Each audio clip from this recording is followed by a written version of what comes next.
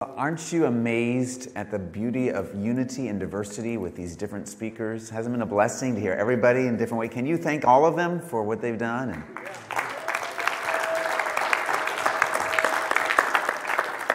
It's just another picture of how God uses unique personality, unique styles, and then brings it all together and shares His message and brings a common thread through it. It's a beautiful thing. Well, we have covered a wide variety of topics, and my job is to be the last person you hear today. So my goal is to try to see if you stay awake. And if I do that, I've done a good job. And then, of course, we have a big finale tomorrow. Pastor Mark Fox will be with you all, and that'll be a huge blessing. But we've covered a lot of different things, and specifically in the area of vision, we talked about the power of vision last night. We talked about how to develop a vision this morning, if you were with this session and weren't back downstairs with the ladies, but some great things on vision. But as we were talking about this conference, I spoke up in our conference call and said, you know, there's another side to vision, almost what I would call the dark side of vision. And the dark side is, what happens when you feel like you've gotten a vision from God and it seems to die?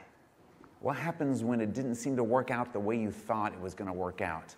And they all said, oh, that's a great idea. Why don't you speak on that? So I got volunteered.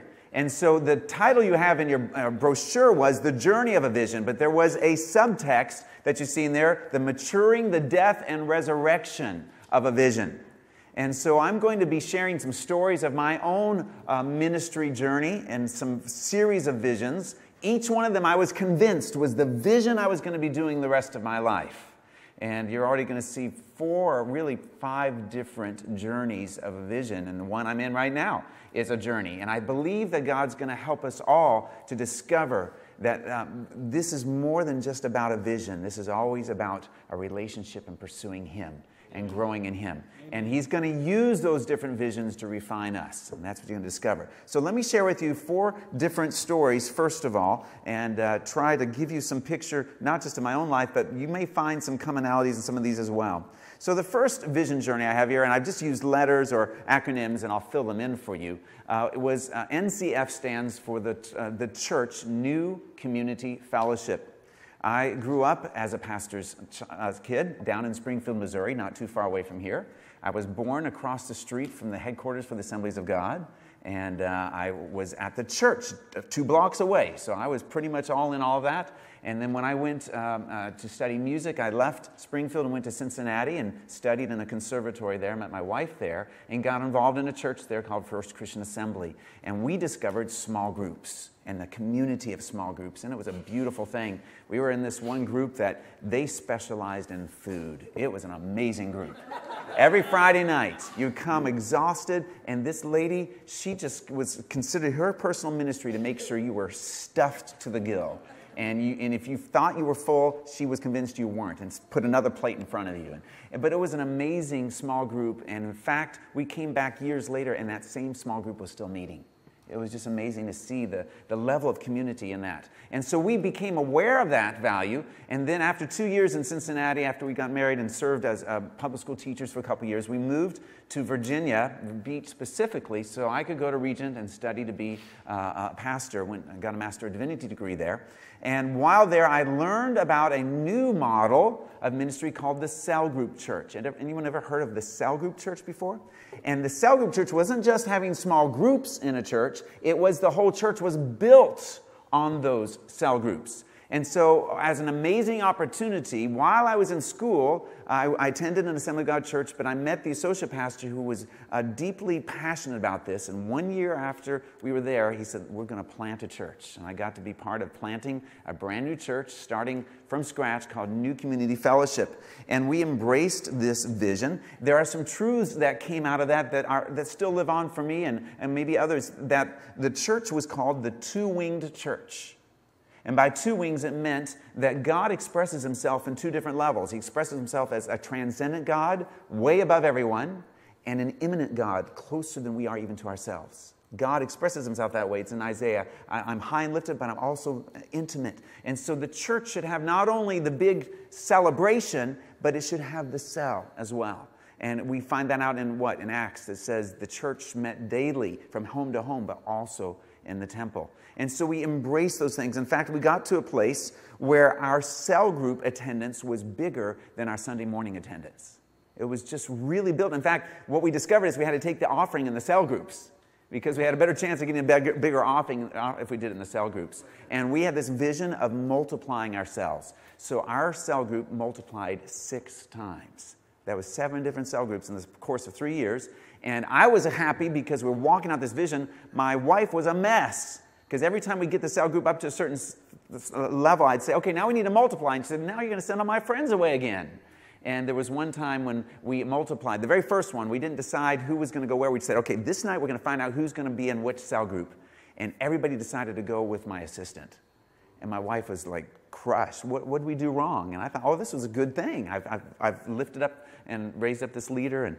But anyway, some of those interesting things that you walk through. And so it was going along, and the vision was, this is what I'm going to be doing as I come out of school, and I'll be able to be an associate and kind of grow into it.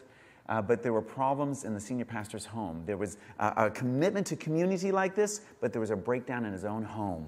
There were some things that came that hurt his credibility, and over time that church had to merge into another church called Harvest Assembly. So that vision died, and I really didn't know what was coming next. So I was there, and I was set to teach again, and while I was at Harvest, this pastor that had been of the small church became the associate, but only for 3 months. He moved on to plant something, and suddenly I was now an associate at Harvest Assembly. We took our cell group knowledge, that's what they wanted, and started to apply it there. But then we moved into this next one called G12. Has anyone ever heard of that term? If you've been in church ministry at all, G12? That was, and let me just describe it this way, it went from cell group church to hyper cell group church.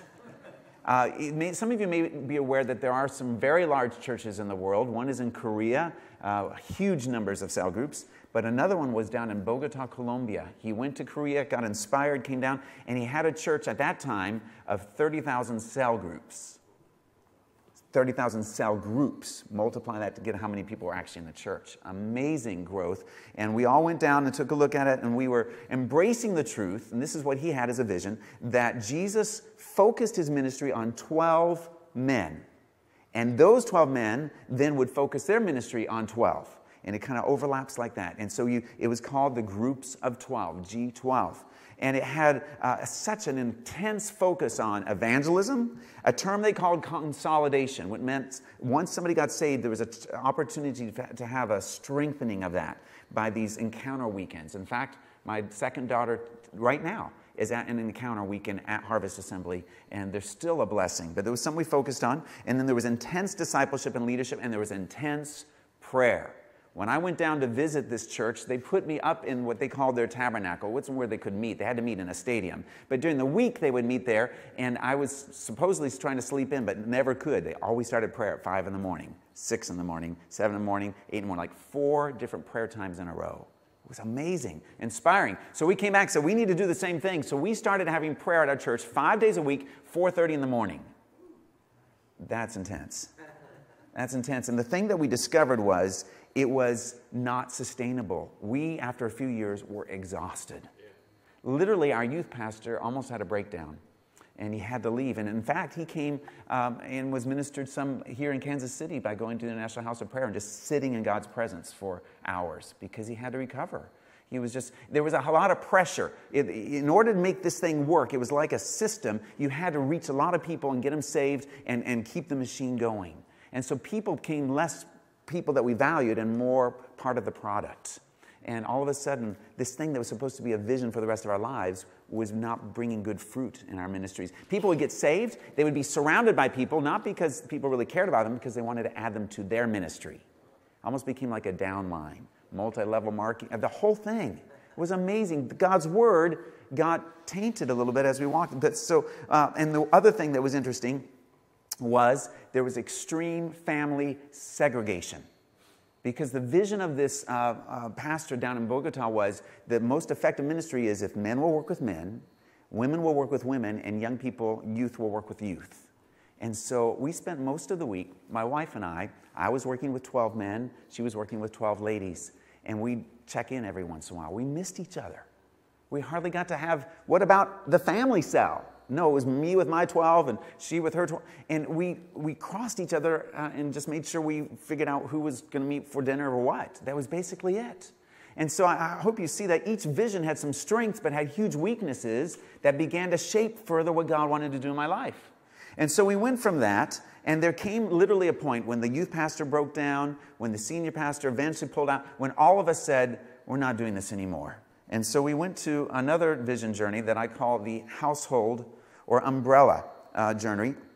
I would say this was our post-G12 recovery. All of the elders didn't leave, but we all needed to recover. And the way we recovered is we began to focus in on a passion area. So the youth pastor, when he came back, became, interestingly enough, passionate about intercession and passionate about reaching the least of the least as far as young people, the most broken you could. He wanted to do it, and he'd bring them all and bring music to them, and they would just be, they were a mess, and they messed up the church. It was interesting, brought a lot of controversy there. My senior pastor said, I want to be involved where I actually see God supernaturally work. And he began to focus on how God could be show up in signs and wonders and spiritual healings. And I said, let's talk about the family. Let's begin to focus on that. So in this process, I became aware of some of the visions of these things about family and began to move that way. And I said to the brothers, I can't stay here unless you would let me do this. And so they allowed me to start something called the household worship service underneath the umbrella of Harvest Assembly. So at 12:15 at the third service that we created, I was able to start to lead that. But the interesting thing was we basically had created this umbrella. Multiple passions, all in one place. All with biblical elements, but all very diverse. Another image that we had at that time we even talked about was, this is like a big mall with different stores within the mall. And so we're walking along and trying to work this out. But the further you went along, it became tricky to all be together in the same house. That extreme diversity, remember we talked about, I think it was Mr. Click talked about, diversity can lead to conflict. It becomes tricky when you have people that believe youth group is wrong, and you have a youth group over here in children's church, and all under the same roof. In the middle of it as well, my senior pastor's tragedy struck his home. It wasn't sin, it was an act of God is what we would call, but he was struck by lightning. His son was struck by lightning when he was only 10 years old. He went into a coma. He came out of it, but he still isn't able to feed himself or to fully communicate. He laughs, he smiles, all that, but he's forever been altered. And so that affected things. And all of a sudden, this vision that we had of this was already being changed. So already in the life of my ministry time, and I've been in ministry about 18 years, these are 3 different visions. I'm going to share the one that we're in right now at the end of this message, but I want to share another journey that the other brothers here, we have made this journey, FIC to GLC. Did I do it right? Gospel Legacy Churches, making sure I've spelled the right thing there. So FIC, Family Integrated Church, interestingly enough, was birthed on 9/11. Some of you may not realize that. Literally, the 9/11, there was a group of pastors that met in St. Louis and pledged together to start the concept of the Family Integrated Church. It had great emphasis, a great vision, great emphasis to bring us back to the value of the family and the importance of it.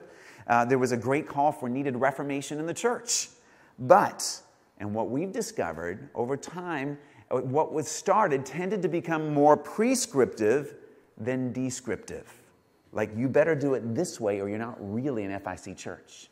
Rather than describing something and allowing some variations and some diversity to happen with different ways. It became centered on a specific stream of Christianity. It needed to all be on this part of Christianity as opposed to the breadth of the different denominations and churches that are there. And honestly, FIC began to be characterized by pride. We're doing it right, the rest of you don't have it down. And key leaders in the movement experienced breakdowns in their own families. They're talking about family, and there's a breakdown in their family. So as a group here, we had started the C4FIC, the Council for Family Integrated Churches, as a different, hopefully more welcoming organization. And then just recently we realized that even the term FIC had all this baggage with it. The concept wasn't wrong, but the baggage. And that's where God, we felt, led us to set up the Gospel Legacy Churches. So just a little bit of explanation for you if you were wondering how all this came about. But it's a journey. And I don't believe we're fully done. A journey means we're always moving, aren't we? We're always working. But I want to talk to you about, in this journey and the vision that a vision is going to be tested. How many of you realize that? A vision is going to be tested. If you have your Bibles, open them to Luke chapter 22. This is the primary text for today that we're going to live in. And it's an interesting passage, Luke 22, verse 31 through 34. And the Lord said, Simon, Simon, indeed Satan has asked for you that he may sift you as wheat. But I have prayed for you that your faith should not fail. And when you have returned to me, strengthen your brethren. But he said to him, Lord, I am ready to go with you, both to prison and to death. Then he said, I tell you, Peter, the rooster shall not crow this day before you will deny me 3 times that you know me. So we have this testing. And do you see in this passage that Peter has a vision? He has a clear vision that I'm going to serve the Lord the rest of my life, and I'm going to be unwavering in it. In fact, though everyone else, I'm ready to go with you even to prison and to death. And in another version, he says, even everyone else walks away, I'm going to be the one that's going to always be there. Peter had a very clear, rock-solid vision. He just missed a few things. He didn't estimate the level of cost of what he was saying. He didn't know in his own heart the level of pride and overconfidence he had. There were a lot of things that needed to be dealt with. And so Jesus says here that Satan has asked for you that he may sift you as wheat. And I'm confident that every vision is going to be tested. Every vision is going to be sifted. Sift you as wheat literally means to separate the chaff from the wheat. To separate the chaff from the wheat. Now, I'm not an expert in wheat. You all are here in Kansas. You probably have better experts than I am. But I'll just kind of walk through this and see if you'll see some of the spiritual implications of all this. But first of all, you need to know that wheat always comes with chaff. Wheat always comes with chaff. That's the way it exists out in, when you grow wheat, it comes with chaff. Well, what do we mean by chaff? Well, let's look here. There's some wheat, maybe in a Kansas field, who knows? But what you're seeing on the outside of all of those, there are in the side are wheat berries, but on the outside you're seeing chaff that is accompanying the wheat. I think I've got another picture too. Let's see. Yeah, that's a different kind of wheat, but look at all of the mess of the chaff that's surrounding that.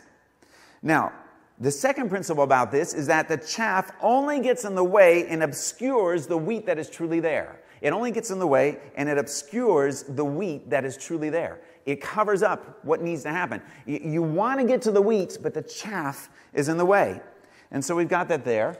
And I've got here, I pulled this out of our kitchen. These are wheat berries. Some of you know about taking wheat and milling it for your own home. And so I didn't really ask my wife, but I know it'd be fine that I took a bag of it. And I didn't get stopped in the airports either. So I don't know. But I want to pass this around because I want you to take a look at wheat that has been clarified, been sifted. This is the end result. So I'm going to start with Mr. Bird, and we can pass it around.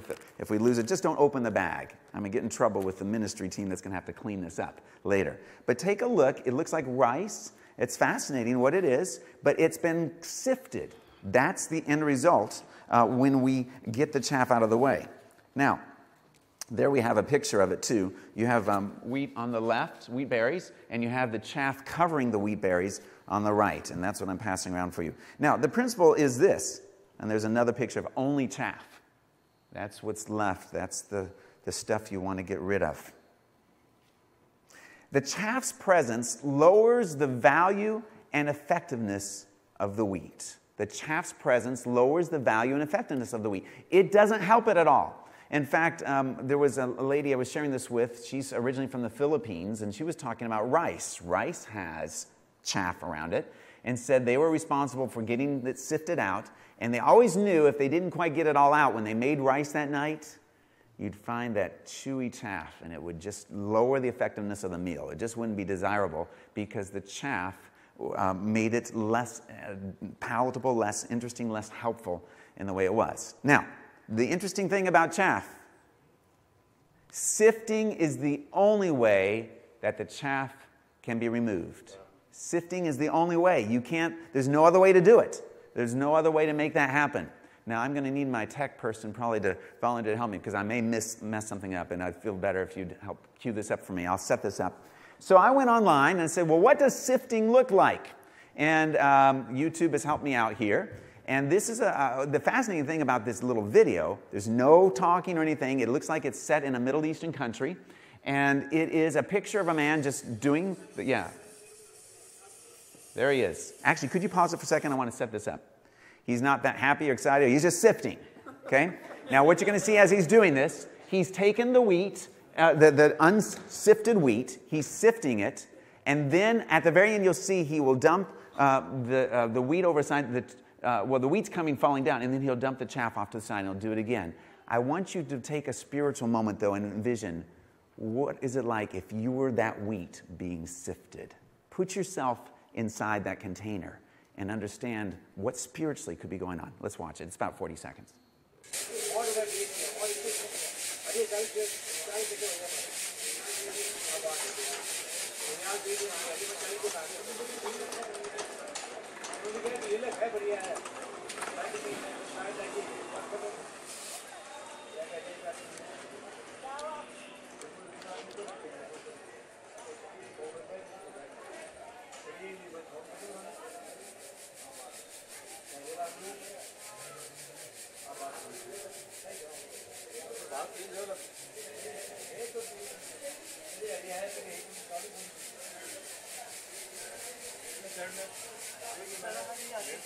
He's got a lot of sifting to do, doesn't he?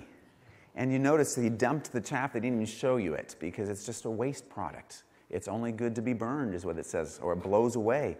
Sometimes sifting happens by throwing up in the air, the threshing floor, different ways they do it. But this one was a specific of using this. But it's the only way that it can be removed. And another thing about sifting is that sifting cannot be rushed.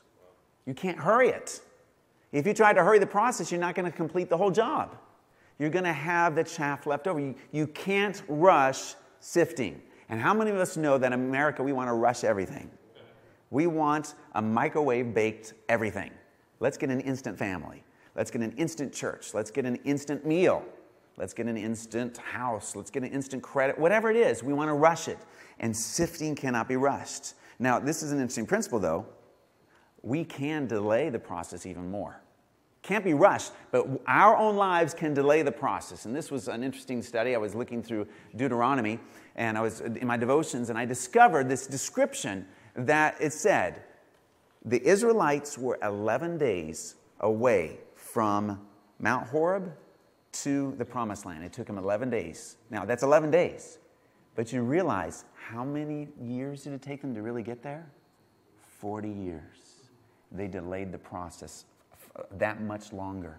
So sifting will take time, but if we're not receptive to what God's doing, it could take a whole lot longer. You could be going around the mountain a whole lot longer. Just be aware of that. Now, the interesting thing about verse 31, look what it says. Simon, Simon, indeed, who does it say has asked to sift you? Satan has asked. The thing I realize is, first of all, Satan has demanded to do the sifting. He wants to be the one in charge of the process. We'll talk about this in a moment, but what Satan's intent is this. Satan's intent is to destroy the wheat and to declare us and our vision chaff. When he does a sifting, he wants to sift out the wheat, get rid of it, and leave you with the chaff and say, that's who you are. You are good for nothing. You are worthless. Your vision is worthless. Look, this vision you had to do something for God, look, nothing has come from it but a bunch of chaff. That's what Satan wants to do. Satan wanted to take Peter and to demoralize him to the point that he would give up on life and not pursue anything. You realize there was someone else, by the way, that was sifted at that same time who didn't make it. Who else was tested at the same time that Peter was? Judas. It says that Judas had great remorse, but he didn't repent. And he went and hung himself. Peter had remorse, but also repentance.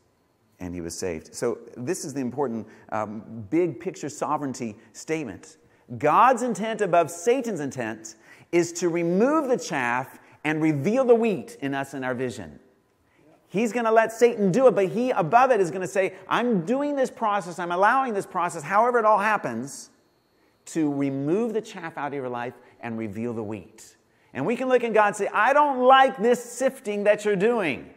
I've told God that a lot of times recently.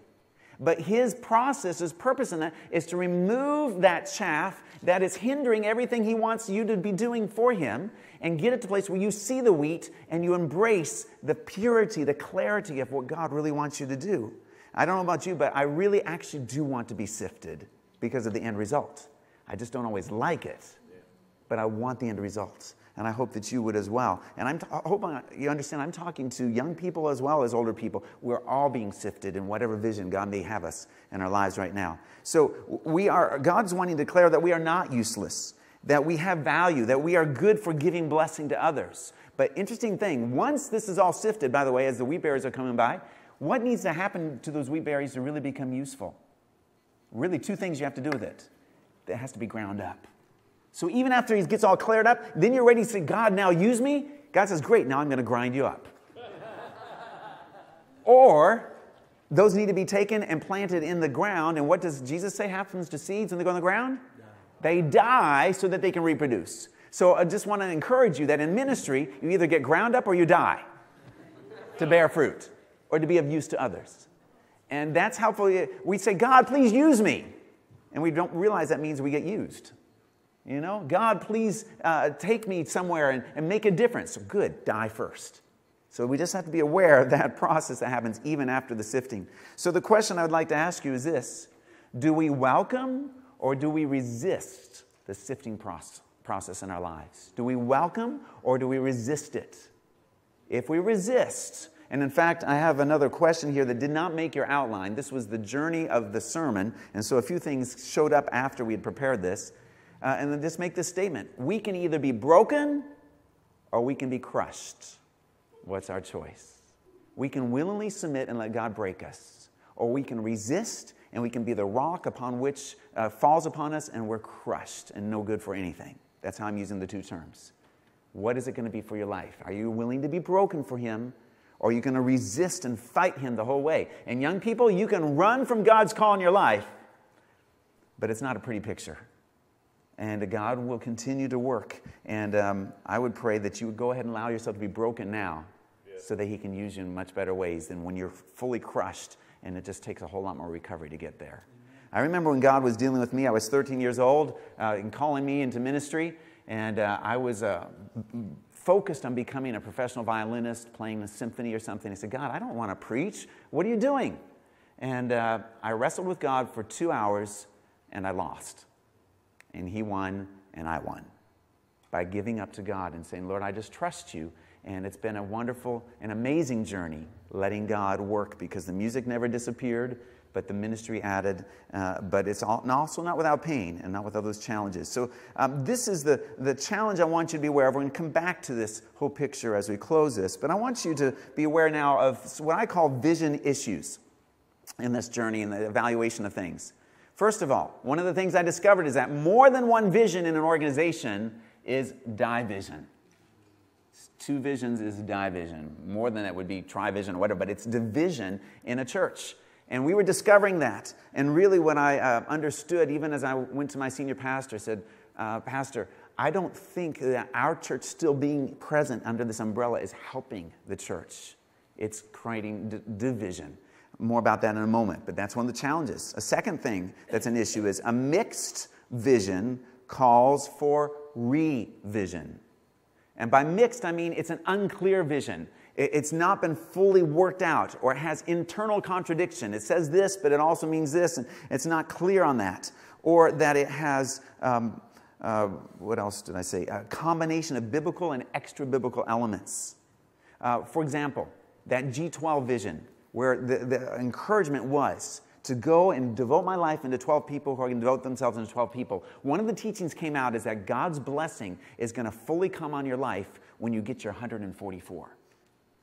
When everybody that of your 12 has 12. Now, that sounds great, but where's that in the Bible? And as we began to search, do you know, or let me know if you find any of the disciples that themselves raised up 12 people. They all raised up a generation of more people to follow, but they didn't do exactly 12.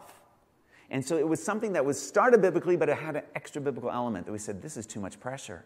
What does it say? Paul said, what you've heard from me, to you, Timothy, commit to faithful men who can give to others. So there was that generation, but it wasn't you find 12 who can find 12. And so we have to be aware that if those things are in a vision, at times we have to back up and say, we've got to revise this. Even what we were talking about, we touched on it a little bit today, that if in the FIC vision, be careful that we don't equate that means exactly, you must educate exactly this one way then. Because that's the only way there is in the Bible. The Bible says we need to be faithful to teach our children. But it doesn't specify it has to be exactly this way that you homeschool or exactly this way that you do this. There's some variety. It's not spelled out, as Pastor Jeff said. There's a lot of things that are left up that we add, make biblical, that's really extra biblical. Also, a vision can be for a season. It can have a life cycle or a shelf life.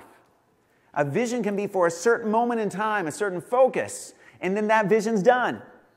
And one of the challenges that we have is that we get a vision for something, we pursue it, and then we keep doing that even after its usefulness has passed away. And we call those dead horses, you know? And we're still beating that dead horse. And we've got this vision to do this. For example, as an interesting thing, I understood that Sunday evening services, I don't know if you heard this, but I learned that Sunday evening services were started as an evangelistic service. And the reason they were evangelistic was this was back when electricity was first invented. And at Sunday nights, if a church had electricity, they turned on the lights. Everybody wanted to come and see the electric lights. And when they came to see the electric lights, they said, well, then let's preach the gospel to them. Now, I don't know about you, but if you had a Sunday night service, would that be an evangelistic service anymore? It's not evangelistic. It's the faithful of the faithful of the faithful that come. If you even still have a service Sunday nights. So if you had this vision that I'm going to reach the world on Sunday nights, it's not happening anymore. That's lost its shelf life, and we need to be okay with that. And some people, God, you know, the world has gone so far astray. No churches have Sunday night services anymore. You know, what's wrong with our world? Well, it was a specific season. You see, continuing a vision that is no longer relevant or effective is merely a tradition. Continuing a vision that is no longer relevant or effective is merely a tradition. Now, that's not to say that certain traditions aren't still effective. For example, something that happens a lot around our ways and just about every city is the Messiah is still performed every Christmas, isn't it? The Hallelujah chorus is sung. That is a tradition, but I don't think that song is ever going to become irrelevant. I think it may have come straight out of the throne room of God, even that God inspired Handel. And there's a beauty to that, and it's still highly there. But sometimes we need to evaluate whether something is just merely a tradition and nothing more, and maybe no longer as effective as we had wanted it to be. And so as we talk about these issues, we need to also be aware that any vision must be submitted to the Lord's sovereign authority and His overall vision. Now, there are a variety of places we can add, and I'm going to suggest even another way of expressing God's vision. But Ephesians 1, 9 through 10 talks about God's vision. Listen, it says, having made known to us the mystery of His will, according to His good pleasure, which He purposed in Himself, that in the dispensation of the fullness of the times, He might gather together in one all things in Christ, both which are in heaven and which are on earth, in Him. The mystery of His will. His vision, God's vision, is that He would desire to bring everyone together under Christ. That's the big picture, that at some point He's going to bring all of this into one place. Now, understanding that, any vision less than the Lord's overarching vision is a sub-vision. And we must always remember this. Any vision that we have that's not that big vision is submitted to that. His vision will never change. Our visions could vary, could be modified as we're processing. And we need to remember that. Sometimes we get that reverse and we think our vision is God's vision. God is here. We're here. And one of the basic principles of life is God is God and we are not. Right. And we start by recognizing that and not forgetting that order. We are the creature. He's the creator. Now, I'd like to take you back to the vision journey and take you with the current one that I'm at. Generations Christian Fellowship. You see that on the front of your handout. This was the church that was birthed out of that household worship service. In effect, the grown son moved out at Harvest Assembly. Or you might say it this way, the baby was finally born. You know, at some point, a pregnant lady actually wants to have the baby. Otherwise, it's going to be very painful and potentially fatal to both the baby and the mom. And moms, I think you would agree, about 9-10 months is about as long as you want to be pregnant on that particular baby. So we're thankful that we're not like, what is it, elephants or others? It goes for like almost 2 years or something. It's scary how long they're pregnant. But the point is, at some point you want to have the baby. And so we did. And so I came to the elders and I said, I really believe it's time. And it wasn't exactly something they jumped up and down about, because they were still thinking this is a good umbrella. Let's keep everybody all in one place. And the senior pastor, he is a father. And he was just concerned that I would be okay and that we could launch forth. And so when we did have our final service, the last Sunday of 2013, it was a difficult day. In fact, my senior pastor couldn't even say goodbye to me. He didn't give him a hug or anything. He just kind of had to let us go. 3 months later, we invited Pastor David, our senior pastor, to come and speak at this new church. He was the first guest speaker we had. And a transformation happened. When he was there, it was like all of a sudden he realized he had just become a grandfather. And he realized this is a beautiful thing. And he started talking about us as a church plant, not as something that just kind of left him, but now we're a church plant. And from that point on, the relationship with my senior pastor has been wonderful. He purposely contacts me and just checks in and wants to see. And we had some challenges recently, and it's not like the mother church is rolling in finances, but they specifically, within a moment's notice, said, we are going to give $1,000 to you to help you in this specific area. And so it's been a beautiful turnaround from where we were. And it's a neat picture. And I also have believed that our going forth has brought clarity to the mother church, and they've started to solidify and started to grow again as we have brought the two visions, not either one of them necessarily unbiblical, but just different, and brought them out. Now, as we are at Generations, we launched with a wonderful group of about 35 families and a team of leaders of about 9 families. It was a beautiful thing. We had walked through a lot of things. It felt like a wonderful honeymoon in all ways. Well, you know that honeymoons can't always stick around. And I'm going to talk about this in a moment, but one of the things that we're realizing right now as we're in the middle of this vision is that we had to move from a pillar to pillars. And what I mean by this is our foundation is Christ. But if you think of a temple or something, there are multiple pillars that hold up the roof, correct? And so the challenge is that we would not be a church of only one pillar, only one thing. And what we discovered is that as a rule, as a whole, we have been focused on family discipleship. That's been our distinctive. That's been what we think we do well, family discipleship. Well, first of all, just last week, I shared a message with them that said, we think we do this well, but now we're discovering as our children are getting older that not all of them are demonstrating their heart has changed. The external has changed, but not necessarily their heart. And so we need to just make sure we're not walking in pride in this. But beyond that, there are other pillars that need to be in every church.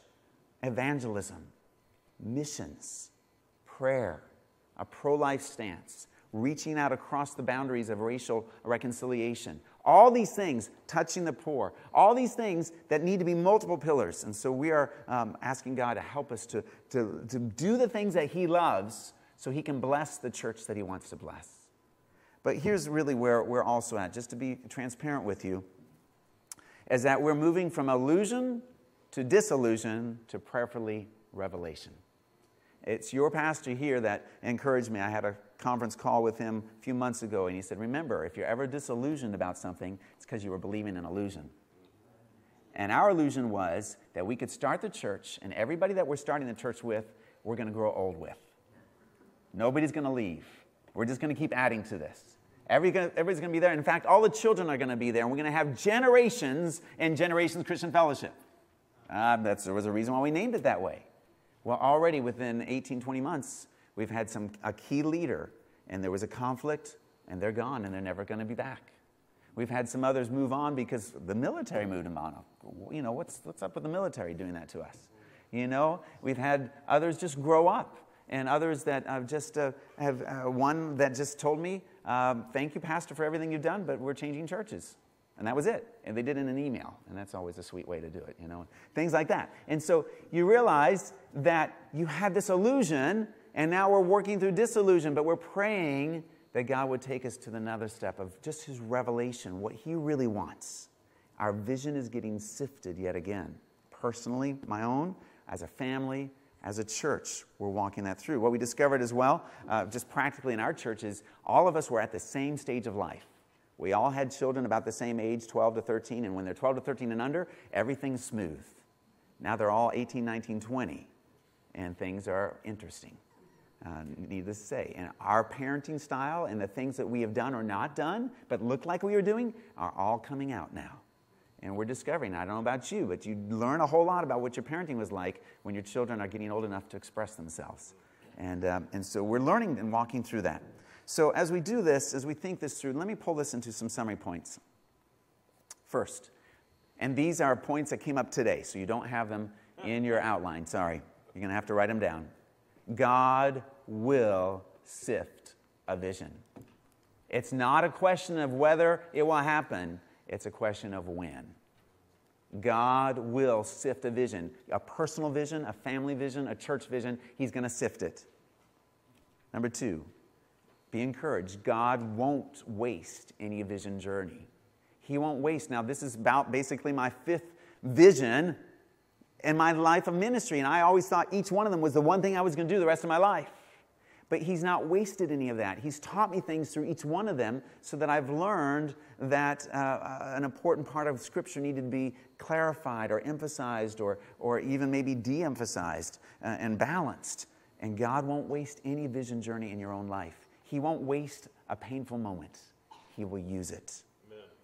Ultimately, God's vision for us is, and I would suggest to you, this is another way to express God's vision. First of all, to make us look like Him. That's His vision for us personally. 2 Corinthians 3:18.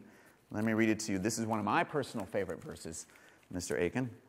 And it says, "But we all with unveiled face, beholding as in a mirror the glory of the Lord, are being transformed into the same image from glory to glory, just as by the Spirit of the Lord." It's a verse I memorized. I like to make sure it's right there. Do you realize that God's goal for you is not to make you always happy? His goal isn't to always make you comfortable. His goal is to make you look like Him. And that's going to take some pain. That's going to take some sifting. That's going to take a variety of things. But that's His vision for you. And second of all, His vision is that you would cooperate with Him in making others look like Him.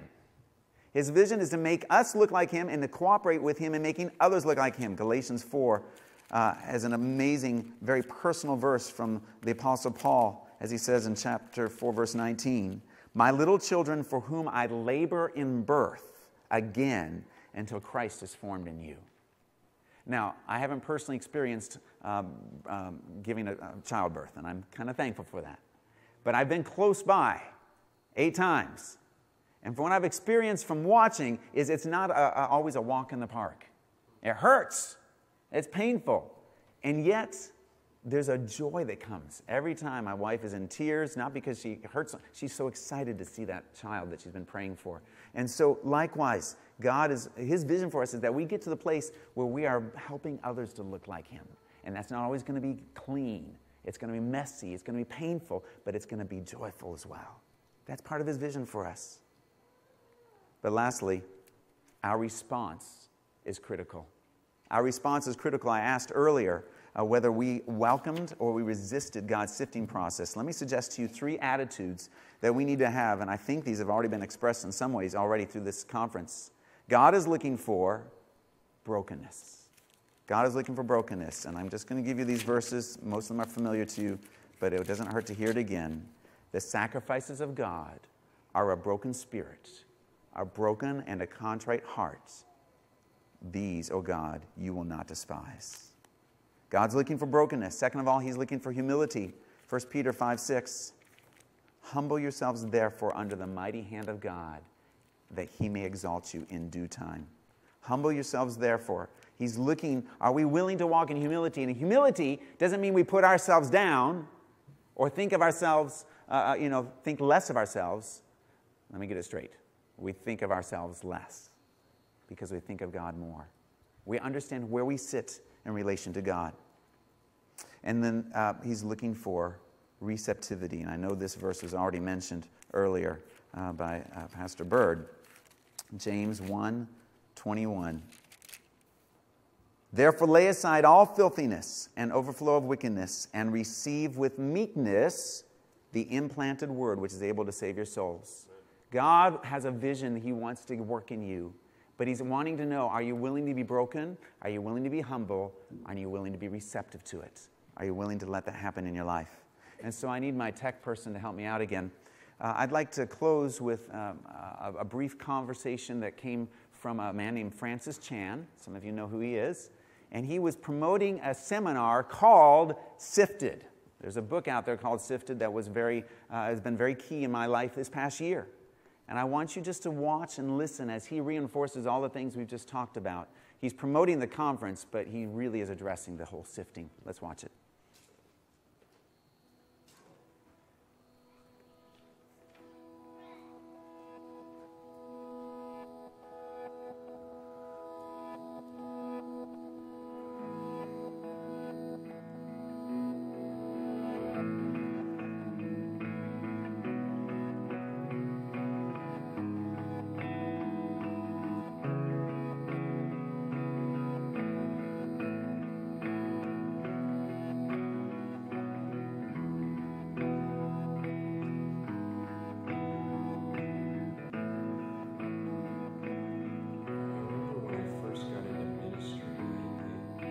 I remember when I first got into ministry, I thought I knew a lot.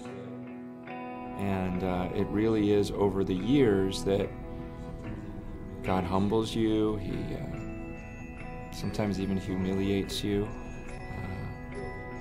But it's all for a good cause. It's all about building you up. And so some of those difficult times and some of those struggles and tears and everything else really help you become who you need to be. And I think there's a lot of people who maybe don't realize that going in, and so when it gets really awful, that's when they want to quit, not realizing that's exactly what God's wanting, so that you can come out of it as a more powerful, more useful ministry. The theme of Sifted is so huge to me because God is so true when he talks about how he humbles those who are proud, and He exalts those who really humble themselves. And I've just seen some supernatural things over the years, God's blessing like just poured out on someone as a result of that type of humility that the Holy Spirit did in that person's life. And then the other side is I've seen a lot of pain of people that have gotten angry at God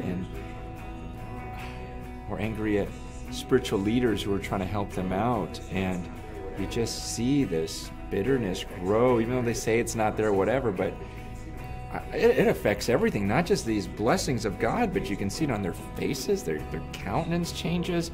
It's amazing what God can do when a person is broken and humbled, and the change that the Holy Spirit can place on that person's life. But on the flip side, it's also very scary and sad what He does with those who are proud. The general rule of my life is, Jesus, I really want to be like You, and I know I cannot be like You unless I go through some of these difficult times, unless I am tried. And so why come to the Sifted conference? It's because you go, you know what, this might be a little difficult to hear some of these things, and we may have to deal with some issues, but we believe when we come out the other side, we're going to be that much closer to the Lord and that much more effective for ministry. Would you bow your heads with me?